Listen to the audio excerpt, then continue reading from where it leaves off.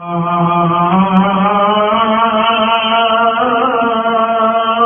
أكبر. لا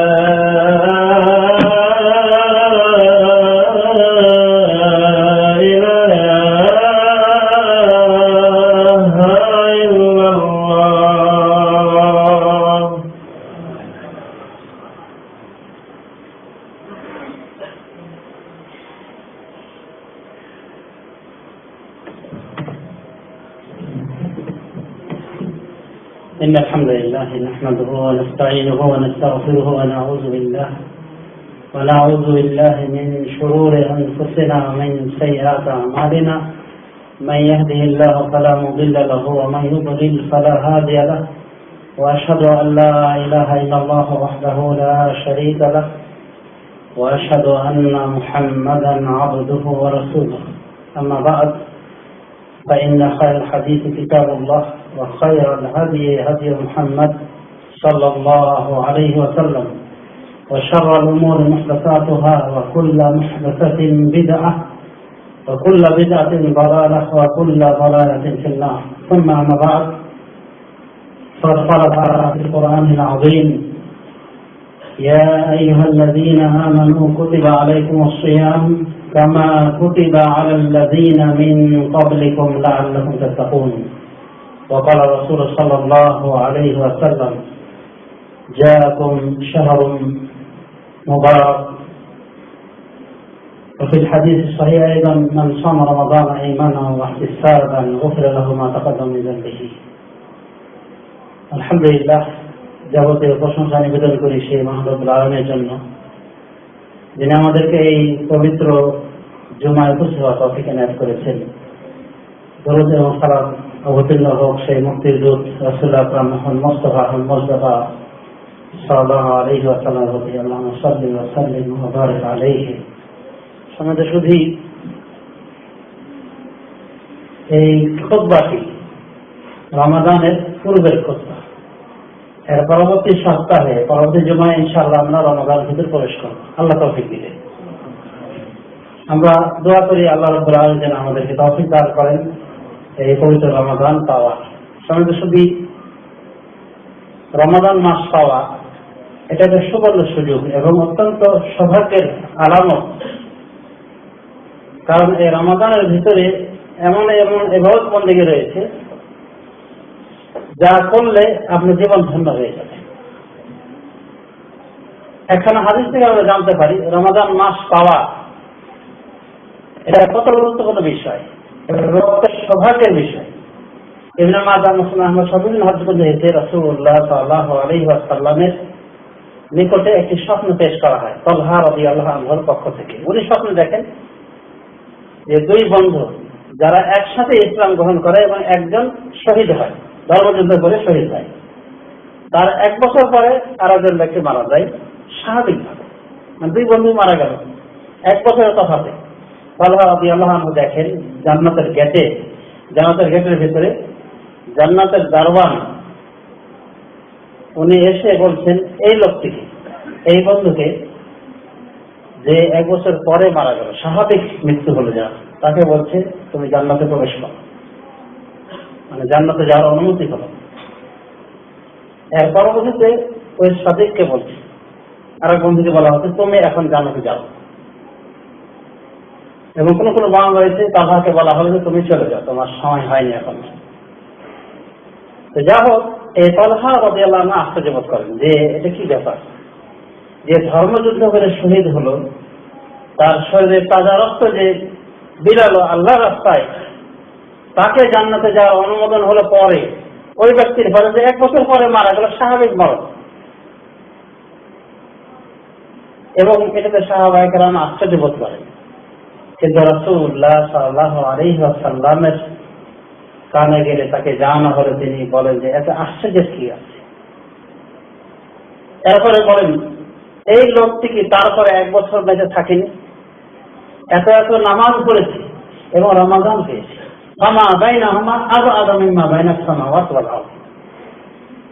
সুতরাং উভয়ের মাঝে আসমান জমিনের দূরত্বের চেয়ে আরো বেশি দূরত্ব হয়ে গেছে, মানে 1 বছর ব্যবধানে। কারণটা কি? এর কারণটা আমরা বুঝতেই পারি যে সে এতদিনে ইবাদত বন্দী করার সুযোগ পেয়েছে, এবং বিশেষ করে রমাদান, যে রমাদানের ভিতরে লাইলাতুল কদরের মতো গুরুত্বপূর্ণ একটি রাত রয়েছে, যে রাত সম্পর্কে মহান রব্বুল আলামিন বলছেন লাইলাতুল কদর খায়রুম মিন আলফি শাহর, কদরের রাত হাজার মাসের থেকে উত্তম। মানে হাজার মাসের ইবাদত, যে হাজার মাসের ভিতরে লাইলাতুল কদর নাই, এরকম হাজার মাসের ইবাদত করে যতটুকু নেকি পেতে পারেন এই লাইলাতুল কদরের সে নেকি পাবেন, তার থেকে বেশি পাবেন। খায়র বলা হয়েছে, ওর থেকে উত্তম। হাজার মাসের গণনা করে দেখা গেছে 83 বছর আরো কতটি দিন হয়, যেমন 83 বছর 2 মাস এবং আরো কয়েকটি দিন। তাহলে যে 83 বছরের এবং বেশি আমল তার আমল নামে নিয়ে গেল, তার কি পারবে পূর্বে লোক? এই জন্য সময় শুধু এই যে রমাদান মাস পাওয়া এবং স্বাভাবিক ভয়ে বয়স পেয়ে মারা যাওয়া ভালো। রাসূলুল্লাহ সাল্লাল্লাহু আলাইহি ওয়াসাল্লাম এটাও বলেছেন যে তোমাদের মধ্যে উত্তম হল ব্যক্তি যার বয়স বেশি আমল ভালো, আর নিকৃষ্ট হল ব্যক্তি যার বয়স বেশি হয়েছে কিন্তু আমল মন্দ হয়েছে। বয়স বেশি হলে লাভটা কি, ফায়দাটা কি? আমল ভালো হওয়ার সাথে ফায়দা হলে এই যে আপনি এভাবে রমাদান মাস পাবেন, এবং প্রত্যেকটি রমাদানে যদি আপনি লাইলাতুল কদর পেয়ে যান, তাহলে অন্তত 83 বছরে এবং তারপর আমল নামে অ্যাড হবে। তাহলে যার বয়স 70, 80, এর আমল নামে কত এবং বন্দেগী জমা হতে পারে, কত সহজ হতে পারে। সমাজ শুদ্ধি। সুতরাং এই রমাদান মাসের মতো পবিত্র মৌসুম, পবিত্র সিজন পাওয়া বিরাট ভাগ্যের বিষয়। এই জন্যই আমরা এই রমাদান মাসকে পাওয়ার জন্য আল্লাহকে দোয়া করি, আল্লাহ যেন আমাদেরকে রমাদান মাস পাইয়ে দেন, এবং এই রমাদান মাসের জন্য আমরা পুরো উপস্থিতি গ্রহণ করি। আমাদের দেশে আমরা সাধারণ দেখি বিভিন্ন দল, যদি দেখে ওর নেতা আসতেছে, দেখেন পুরো উপস্থিতি 15-20 দিন, 1 মাস থেকে প্রস্তুতি দিয়ে থাকে। তখন তার নেতা কথা, ওই নেতার হয়তো আল্লাহ দরবারে 1 পয়সা মূল্য নেই, কিন্তু ওর জন্য প্রস্তুতি না হয়, ওই দলের লোকেরা মানে পেরেশান হয়ে যাচ্ছে তার প্রস্তুতির জন্য। সেটা মেহমান, তাদের নিকটে একটা সম্মানী ব্যক্তি, আল্লাহ নিকটে যাই হোক। দুনিয়ার মাথায় যদি আমরা এভাবে সম্মান করি আমাদের মেহমানকে, তাহলে রমাদানকে এর থেকে সময় নয়, এর থেকে আরো সময় তো তাকে স্বাগত জানার জন্য আমাদের কিছু করা আছে না? অবশ্যই রয়েছে। আমরা কিভাবে রমাদান মাসকে স্বাগত জানাতে পারি? ইস্তেকবার রমাদান যেটা বলা হয়, আমরা রমাদান মাসকে স্বাগত জানাতে পারি এইভাবে যে নিয়াতকে খাঁটি করবো। নিয়াতের আগে ইনশাআল্লাহ রমজান মাস পেলে রমজান মাসের সব কটি রোজা রাখবো। অনুভবে রমজান মাসে যে সমস্ত ইবাদত বন্দেগী রয়েছে, যেমন কিয়ামুল রমাদান, আমরা পালন করবো। লাইলাতুল কদর পাওয়ার জন্য আমরা আপ্রাণ চেষ্টা করবো, এবং কল্যাণের পথে আমরা প্রতিষ্ঠিত করে চলবো। সময় শুধু রমজান মাস আসলেই রহমত নাজাতের মাস। আমরা শুনে আসি যে রমজান প্রথম দশক রহমত, দ্বিতীয় দশক মাগফিরাত, তৃতীয় দশক নাজাত। এটা তো ভুয়া কথা, বাজে কথা, এটা জাল হাদিসের অংশ বিশেষ। কারণ প্রথম দশকের রহমত শেষ, দ্বিতীয় দশকে মাগফিরাত, প্রথম দশকে হতে পারে না। আবার বলা হচ্ছে শেষ দশকে নাজাত এদিকে পাওয়া যায় না। সবকটি কথা সহিহাত বিরোধী। আসল কথা রহমত, মাগফিরাত, নাজাতের মাস, শুরু থেকে শেষ পর্যন্ত, এটাই হলো সঠিক।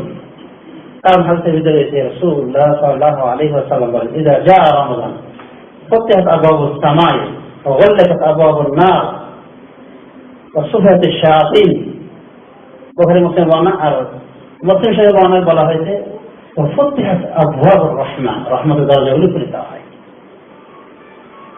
রমাদান আসলে আসমানের দরজা খুলে দেওয়া হয়, অপর বর্ণায় জান্নাতের দরজা খুলে দেওয়া হয়, জাহান্নামের দরজাগুলি বন্ধ করে দেওয়া হয়। তার একটি দরজাও আর খোলা হয় না এই পুরো রমজান। এই হলো রমাদান উপলক্ষে মহান রব্বুল আলামিনের কাজ, যে তিনি রমাদানের উপলক্ষে এই কাজগুলি করেছেন। আর কি করেন? অসুফিয়াতিশ শায়াতিন, শয়তানকে শৃঙ্খলিত করে, মানে তার পায়ে শিকল পরিয়ে দেয়। কেন? যাতে পারে তার সৎ কর্মশীল বান্দারা এবং আরো তৎপর হতে পারে। সাথে তাহলে আমাদের নিয়াতের স্বচ্ছতা প্রয়োজন। আল্লাহর কাছে আমরা দোয়া করবো যেন আল্লাহ আমাদেরকে রমাদান মাস পর্যন্ত পৌঁছিয়ে দেন এবং আরো অসংখ্য রমাদান আমাদের জীবন দান করেন, আল্লাহুম্মা আমিন। সাথে রমাদান মাসের যে ইবাদতগুলি আমরা করতে পারি, এই ইবাদতগুলি বলা যায় 1 নম্বরে হলো রমাদান মাসের সিয়াম পালন করা। এই সিয়ামের অনেক অনেক ফজিলত বর্ণিত হয়েছে। যেমন এই সিয়াম সম্পর্কে রাসূলুল্লাহ সাল্লাল্লাহু আলাইহি ওয়াসাল্লাম বলেন, মান সামা রমাদান ঈমানান ওয়া ইহতিসাবান গুফিরা লাহু মা তাকাদ্দামা মিন যানবিহি। যে ব্যক্তি রমজান মাসের সিয়াম পালন করে ঈমানের সাথে সওয়াবের সাথে তার পূর্বের সমস্ত গুনাহ মাফ করে দেওয়া হয়। বুখারী মুসলিম হাদিস। অনুভাবে রাসূলুল্লাহ সাল্লাল্লাহু আলাইহি ওয়াসাল্লাম বলেন, কুল্লু আমালে বনি আদম তুযাফাল হাসানাত ইলা 700 ضعف من 10 إلى 700 ضعف إلا الصيام قال الله تعالى فإنه لي وأنا أجزي به। হাদিসে বলা হয়েছে বনি আদমের সমস্ত আমলগুলি এগুলি 10 পর্যন্ত, এমনকি 10 থেকে 700 গুণ পর্যন্ত বর্ধিত করা হয়। ইল্লা সিয়াম, একমাত্র সিয়ামের কথা ভিন্ন। মহান আল্লাহ বলেন আসিয়াম লি, এ রোজা আমার জন্য, ওয়া আনা আজজি বিহি, এবং এই রোজার বিনিময় আমি দিয়ে দেব। তাহলে আমরা সকল দেখে থাকি যে দেশের যদি কোনো মন্ত্রী পর্যায়ের লোক কোনো পুরস্কার দিয়ে দেয়, ছোট হোক বড় হোক, অনেক গর্বের বিষয় মনে করা হয়ে থাকে। তাহলে সেই রাজাধিরাজ মহান রব্বুল আলামিন যদি নিজ হাতে পুরস্কার আপনাকে দেন, কত বড় গর্বের বিষয়। আল্লাহ এভাবে বলছেন ফাইন্নাহু লি ওয়া আনা আজজি বিহি। এই রোজা কথা ভিন্ন, ইল্লা সিয়াম রোজার কথা ভিন্ন, মানে এর সেই হিসাব নাই, মানে 10 থেকে 700 এই পর্যন্ত সীমাবদ্ধ নয়, বরং এই রোজা বান্দা আমার জন্য রেখে থাকে, ওয়ানা আজজি বিহি, আমি এর বিনিময়ে নিশ্চিত দেব। সুফিয়ান বিন উয়াইনা থেকে একখানা ব্যাখ্যা হয়েছে, উনি বলেন যে হাদিসের ব্যাখ্যা হলো এই যে হতে পারে বান্দা কালকে আমাদের মাঠে বেগতিক হয়ে যাবে, তার আমল থাকবে, তার বিভিন্ন গুনাহ থাকবে, পাপ থাকবে, বিভিন্ন অংশীদার থাকবে, এবং তারা তাদের অংশ নিতে নিতে দেখা যাবে দাবিদারদের শোধ দিতেই তার নেকি শেষ, সবকিছুর নেকি শেষ হয়ে গেছে, শুধু বাকি রয়েছে রোজার নেকি। আর রোজার নেকির কথা তো আল্লাহ নিজে বলছে আমি নিতে দেব। তখন আল্লাহ রাব্বুল আলামিন বান্দার এই অবস্থা দেখে তার বিশেষ দয়ায় তিনি কি করবেন, ওই বান্দাকে এই রোজার বিনিময়ে 3 তারিখ জান্নাত প্রবেশ করাবেন। সুবহানাল্লাহ, আলহামদুলিল্লাহ। একজন প্রখ্যাত মনীষীর ব্যাখ্যা সুফিয়ান উয়াইনা। তো আল্লাহ এখানে বলেছেন যে আমি আর বিনিময় দেব। তাহলে বিনিময়টা কি হতে পারে? বড় ধারণা হবে। আল্লাহ হাদিসে আমরা জানি, মুফাসসিরের হাদিসে, জান্নাতের একটি দরজার নাম হলো, জান্নাতের কয়টি দরজা? 8টি দরজা।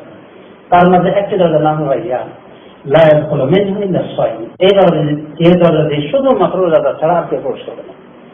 তাহলে রাইয়ান দরজা রোজাদারদের জন্য খাস।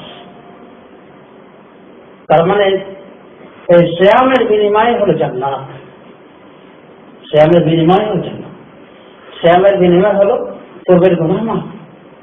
সঙ্গে সঙ্গে তাহলে আমরা রমাদান সিয়াম পালন করবো, এটা 1 নম্বর বিষয়। আরেকটি বিষয় হলো কিয়াম করবো, কিয়ামে রমাদান। আমরা সাধারণত রমাদান মাসে কিয়াম করেছি, কিয়াম মানে তারাবিহ। এই তারাবিহ নামাজ 8 পড়বেন না 20 পড়বেন, ইখতিলাফ যদিও আছে, কিন্তু রাসূলুল্লাহ সাল্লাল্লাহু আলাইহি ওয়াসাল্লামের সহিহ হাদিস দ্বারা প্রমাণিত যে এই তারাবিহ নামাজ মূলত 8 রাকাত, বেতর সময় 11 রাকাত। মায়েশা বলছেন যে রাসূল সাল্লাল্লাহু আলাইহি ওয়াসাল্লাম রমাদানের বাইরে কোন সময় তিনি 11 রাকাতের বেশি পড়তেন না। এই 11টার লিস্টে বলা হয়েছে 4 প্রথমে পড়তেন, এরপর আবার 4, এরপর 3, তো লাস্টে 3 রাকাত ভিতর পুরো তারাবিহ। বুখারী মুসলিম সহ বিভিন্ন হাদিস বলতে এই সংখ্যা এসেছে, যার ফলে আরব দেশের লোক জেনে শুনে ইসলাম পালন করে। তাই দেখবেন এই হাদিসের উপর আমল করতে গিয়ে প্রত্যেকটা মসজিদে দেখবেন, প্রায় সকল মসজিদে, সরকার এমতো মসজিদে দেখবেন বা আরো বেশি, যে তারাবিহ 11 পড়া হয়। বলেন মক্কায় 20 টাকা কেন? মক্কার ইতিহাস যদি শুনে আপনি বুঝতে পারবেন। মক্কার 20 টাকা তারাবিহ ইতিহাস অনেক লম্বা, তুর্কিদের আমল থেকে চালু হয়েছে। এবং যখন সৌদি আরবের বাদশাহ আব্দুল আজিজ, যেনাকে বলা হয় সৌদি প্রতিষ্ঠাতা, সৌদি আরবের প্রতিষ্ঠাতা, এই রাজ্যের প্রতিষ্ঠাতা, উনি ওলামায়ে দ্বীনকে জড়ো করেন এর আগে একটা বিধানকে ভেঙেছিল, সেটি ছিল 4টা মশলা, 4 ইমামের 4 জায়গায় দাঁড়ানোর ব্যবস্থা, হানাফি, মালিকি, হাম্বলি, শাফি, এবং জামাত করে তারা একসাথে নামাজ পড়তো না। হানাফি তামসা দেখতো, হাম্বলি নামাজ পড়তো, দাঁড়িয়ে আছে যে ওর টাইম হয়নি। কত বড় জঘন্য বিধান!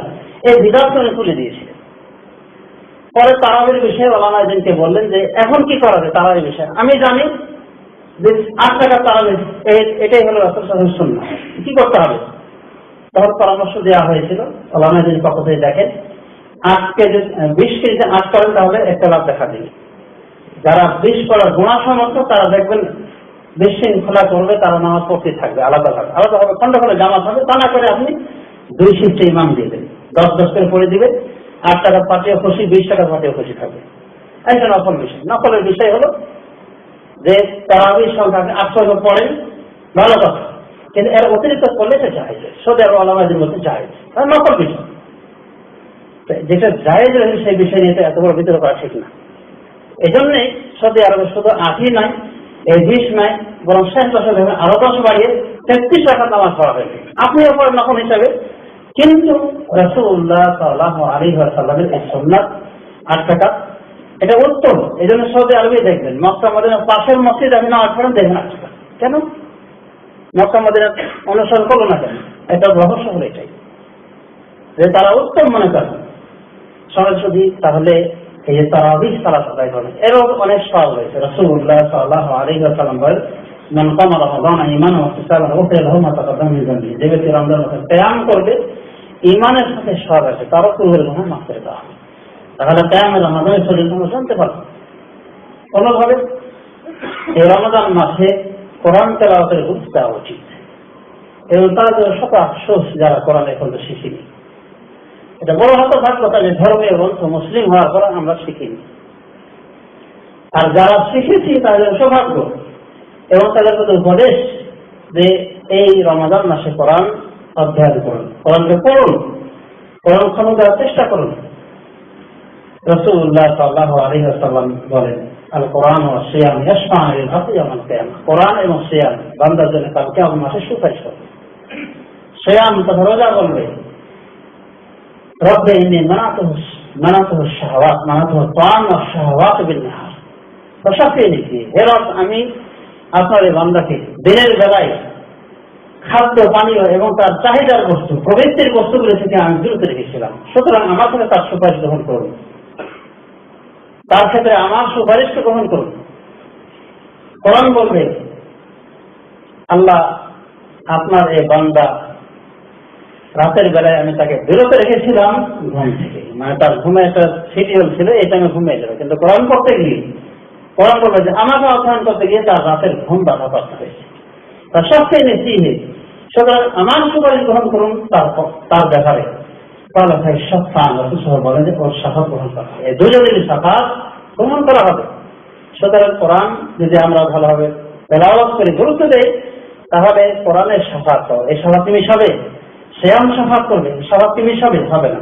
তাহলে সুবর্ণ সুযোগ যে আমরা সিয়ামের সাথে কোরআনের গুরুত্ব দেওয়ার চেষ্টা করবো, কোরআন পড়ার চেষ্টা করবো। তাহলে কোরআন তেলাওয়াতে গুরুত্ব দেব।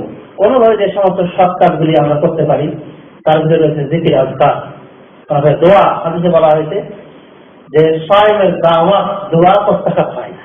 সুতরাং এটা ভুল ধারণা এবং প্রকৃত গলত যে শুধু একটা হাতে ছে দোয়া করে, দোয়া করো, দোয়া কবুল এটির সময়, মানে আর নাই। পুরো রমজান বা দোয়া কবুলের সময় কোনোভাবে সায়েমের দাওয়াত কবুল হয়, দোয়া কবুল হয়, সহি হাতে পাওয়া গেছে। ওটা দই ভাষার কথা যে এক তারিখে আমি শুধু দোয়া কবুল না, আপনি রোজাদার অবস্থায় আসেন, যে কোনো সময় আপনার দোয়া কবুল হবে ইনশাআল্লাহ। কাজে দোয়া, জিকির, আজকার, এতে এটা আমাদের সময় দেওয়া উচিত। কোনোভাবে যারা এই রোজা অবস্থায় রমাদানে উমরা করতে সক্ষম তাদের উমরা করা উচিত। রাসূলুল্লাহ সাল্লাল্লাহু আলাইহি ওয়াসাল্লাম বলেন, উমরাতুন ফি রব্বি রমাদান তা'দিল হাজ্জাতান ওয়া ফি রাওয়ায়াতিন হাজ্জাতুন মা'i। তাও কামা ক্বালা নবী সাল্লাল্লাহু আলাইহি ওয়াসাল্লাম, রাসূল বলেন যে রমজান মাসে উমরা করা আমার সাথে হজ করার সমপরিমাণ। একবার বলছে হজের সমপরিমাণ, আর একবার বলছে আমার সাথে হজ করার সমপরিমাণ। তাহলে কত বড় ফজিলতের কাজ যে উমরাটা অনেকে নফল করেছেন, ফরজ বলেননি। আর যারা ওয়াজিব বলেছেন তারা বলে একবার করা ওয়াজিব, একবারে নফল। কিন্তু হজের সমপরিমাণ সে সব পেয়েছে রমজানে করার জন্য। এখান থেকে ওলামায়ে দ্বীন বলেন যে ইনশাআল্লাহ অন্যান্য ইবাদত রমাদানে আল্লাহ রাব্বুল আলামিন জীবন করে সওয়াব দিবেন। তবে এর সীমা রেখা আমরা বলবো না, আন্দাজে বলবো না, বা ওই জাল হাদিসের আলোকেও আমরা বলতে যাবো না যে একটা ফরজ আদায় করলে 70টা ফরজ আদায় হয়ে যায়। যেমন আমাদের মুখে দেখবেন অনেকের মুখে এই জাল হাদিস সওয়াব হয়, এবং ইসলামিক ক্যালেন্ডারগুলিতে দেখবেন এই জাল হাদিসই বলা হয়েছে। একটা তো জাল কথা যে প্রথম দাসে রহমত, দ্বিতীয় দাসে মাগফিরাত, তৃতীয় দাসে নাজাত। আর একটা জাল কথা হলো যে 70টা ফরজ আদায় হয়ে যায় একবার ফরজ আদায় করলে, একটা ফরজ, আর যে কোনো নফলটা ফরজ হয়ে যায়। তো এই রমাদানে এমনি দ্বিগুণ হয় ইনশাআল্লাহ। তাহলে আমরা নফল ইবাদত বন্দেগীর প্রতি আমরা গুরুত্ব দিতে পারি। কোনোভাবে সে আমার কথা বলা হলো, আরো যে বিষয়গুলি আমরা গুরুত্ব দিতে পারি সেটি হলো যে দান খায়রাত করা। বুখারী শরীফে হাদিস রয়েছে রাসূলুল্লাহ সাল্লাল্লাহু আলাইহি ওয়াসাল্লাম ঝড়ো হাওয়া থেকেও বেশি গতিশীল ছিলেন এই রমজান মাসে। মানে ঝড়ো হাওয়া যে বয়ে যায় না, সব কিছুকে শেষ করে দেয়, তো তার থেকে রাসূল সাল্লাল্লাহু আলাইহি ওয়াসাল্লাম দানের গতি বেশি ছিল। কারণ উম্মত হচ্ছে দান করতে, বুখারী শরীফে হাদিস। তো তার উম্মত হয়ে আমরা কি বখিল হতে পারি? আমাদেরও দান খায়রাতে হাত পোষিত হওয়া উচিত। কোনোভাবে এই রমজান মাসে ইফতারি করানো অনেক সহজ রয়েছে। ইফতারি যদি আমরা করাই এর ফজিলত কি? হাদিসে বলা হয়েছে যে ব্যক্তি কাউকে ইফতারি করাবে সে তার সমপরিমাণ সওয়াব পাবে, তবে ইফতারকারীর সওয়াব থেকে কমানো হবে না। তার মানে যদি কেউ 2 জনকে ইফতারি করে 2 জনের নেকি পাবে, 100 জনের ইফতারি করে 100 জনের নেকি, 1000কে ইফতারি করে 1000 লোকের নেকি হবে। সুবহানাল্লাহ। এই জন্য দেখবেন আরববাসীরা এই কল্যাণের ক্ষেত্রে, এই ইবাদতের ক্ষেত্রে প্রচলিত হয়, মানে ইফতারি করানোর জন্য। মক্কা মদিনা মসজিদে দেখবেন যে বিরিয়ানি নিয়ে বসে আছে, আর যদি আপনি না আসেন মন তো তার বেজার, এরকম পাবেন, এরকম মন্দ পাওয়া যাবে? কিন্তু আরবে আমরা লক্ষ্য করে দেখি, নাউযুবিল্লাহ মিন যালিক, আমরা অনেক সময় বলি আরবরাই খারাপ, এই জন্য এখানে নবী এসেছে, উল্টা করেছে। কোরআনের ব্যাখ্যা থেকে আমরা জানতে পারি যে যতটুকু ভালো ছিল ওরাই ছিল, বিশ্ব সবই খারাপ ছিল, আরো জঘন্য খারাপ ছিল। যতটুকু ভালো ছিল সেই ভালো আলোকে আল্লাহ রাব্বুল আলামিন এই কল্যাণটাকে দান করেছেন, তাদেরকে নবী দিয়েছেন, এবং সাহাবা কেরামে যাদেরকে সিলেক্ট করেছেন। হাদিসে বলে, মাসউদ বলে যে ওদের হৃদয়গুলি সব থেকে ভালো পাওয়া গেছে ওই জন্য। আমরা উল্টা করি। তো সমাজ শুদ্ধি তাহলে আমরা লক্ষ্য করে দেখেছি যে দানের প্রবণতা আরব দেশে বেড়ে যায়। তো আমরা পারি না? আমরা এখানে মিসকিন হতে পারি, কিন্তু আমরা মাশাআল্লাহ দেশের বড় বড় রাজপুতের মতো আমরা অনেক ধনাঢ্য ব্যক্তি দেশের তরুণ। সুতরাং আমাদের এলাকাতে আমরা ইচ্ছা করলে আমরা একটা ব্যবস্থা করতে পারি ইনশাআল্লাহ। আল্লাহ রাব্বুল আলামিন আমাদের তৌফিক দিলে আমরা ইবাদতের পিছু থাকবো না। সমাজ যদি আরো যে সমস্ত ইবাদতবন্দি করা যেতে পারে এই রমাদান মাসের ভিতরে, বেশি বেশি জিকির আজকার করা। জিকিরের ভিতরে রয়েছে ফরজ নামাজের পরে জিকিরগুলি, অনেকে সকাল সন্ধ্যা জিকিরগুলি, এগুলো আমাদের একটা মানুষের সাথে আদায় করা উচিত। অর্থাৎ আমাদের মনে করা উচিত যে রমজানটা সুবর্ণ সুযোগ, এটা কাজে লাগাতে হবে। আর এটাও মনে করা উচিত আমাদের প্রত্যেকে যে এই রমজানটা হয়তো আমার জীবনের শেষ রমজান। এরকম আছে না, গত রমজানে রোজা রেখেছে, খেয়াল করছে তাই কি রোজা রেখেছে, নামাজ এই রোজা তো একবারে অনর্থক রোজা। এরকম রোজা রেখেছিল, ভেবেছিল এইভাবে তার জীবনটা চলে যাবে, তার জীবন শেষ হয়ে গেছে। হয়নি এরকম লোক? হতে পারে আমরাও তাদের অন্তর্ভুক্ত হয়ে যেতে পারি, হতে পারে জীবনের শেষ রমাদান। এই জন্য প্রত্যেক রমাদানকে আমাদের মনে করা উচিত হয়তো এটা আমাদের জীবনের শেষ। আর জীবনের শেষ রমাদান যখনই আমি মনে করবো, তখন অবশ্যই অন্তরের সাথে এই রমাদানকে মূল্যায়ন করতে পারি। অতএব এটা আমরা মনে করবো যে আমাদের জীবনের জন্য এটা শেষ রমাদান, তাই এই রমাদানকে সুবর্ণ সুযোগ মনে করে কল্যাণের কথা আমরা প্রচারিত করবো। আল্লাহ রাব্বুল আলামিন আমাদেরকে সবাইকে তৌফিক দান করুন। বারাকাল্লাহু লানা ওয়া লাকুম ফিল কোরআনিল আযীম ওয়া নাফা'না বিহি।